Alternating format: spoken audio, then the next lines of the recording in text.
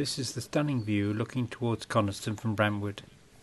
We stayed at the Erie Flat in Brantwood House, which overlooks the lake, and we explored the lake and its environs using the steam yacht gondola and the Coniston launch.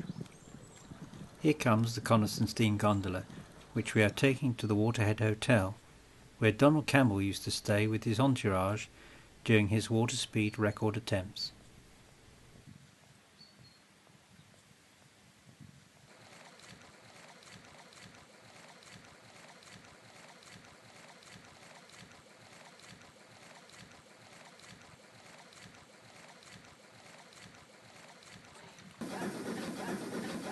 Here we are disembarking at the Waterhead Jetty. Following our visit to the Waterhead Hotel and a walk around Tarn House, we boarded the gondola again for a cruise around the lake.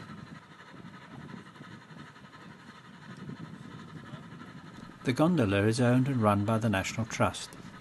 It is a rebuilt replica of the original 1859 Victorian Lake steamer. The restoration and rebuilding was carried out by the apprentices at the Barrow and Furness shipyards and relaunched here in 1980.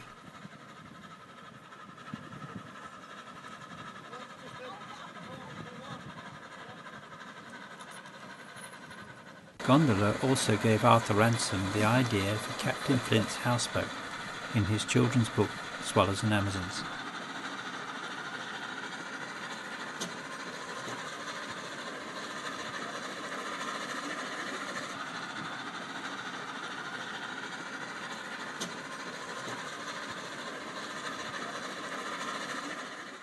We all know that the Cumbrian lakes have a high average rainfall. However, when the sun shines, there are some dramatic effects, as seen by this rainbow touching the water.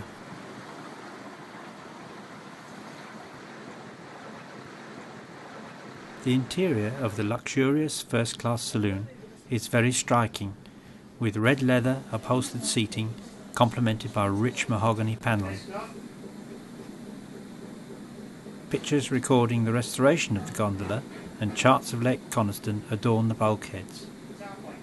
Large windows give unparalleled views of the lakeside, and in fine weather there is pleasant seating on the foredeck. The vessel is powered by a twin-cylinder 90-degree V steam engine with a slip eccentric reverse system and a double-acting slide valve arrangement seen here. The steam boiler is fired with blazer logs, these commercially produced logs being made from compressed sawdust.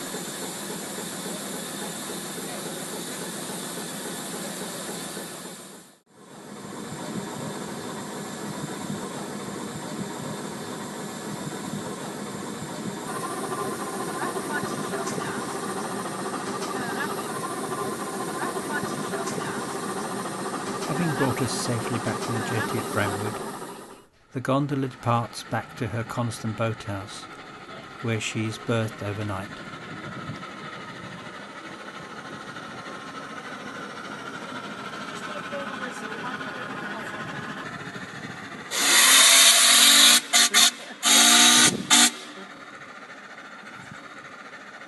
Today, we're travelling by the modern diesel-powered Coniston launch. The launch, with its hop-on, hop-off timetable, is a very convenient way of travelling round the lake. As you will hear later on, there is a freely provided commentary covering interesting historical facts about the area.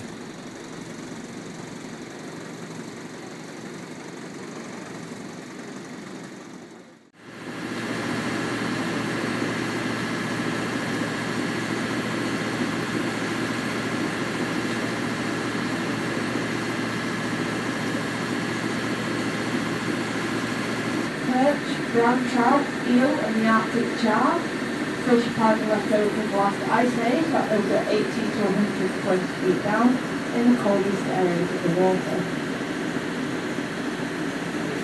Our first port of call is Coniston Pier and Village. At the pier head is the rather fine Bluebird Cafe. After touring the village and paying a visit to the excellent Ruskin Museum, we fortified ourselves with homemade food and ale at the Bluebird Cafe.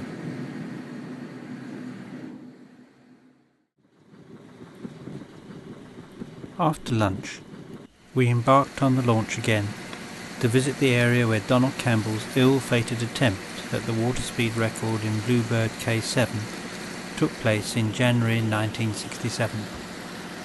The same way we're going now, we reached 297 miles an hour, and then coming back towards us on his second run, he stopped him travelling at 328 miles an hour before he crashed. And if you look over to your left, you can see there's a break in the trees, a garden and a bungalow.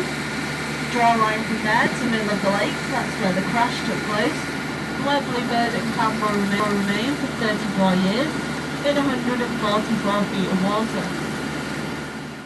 This is Sunnybank Jetty, where we disembarked for a pleasant stroll through the woods and lakeside back to Coniston Pier. From Coniston Pier, we caught the gondola back to Brantwood and thence home.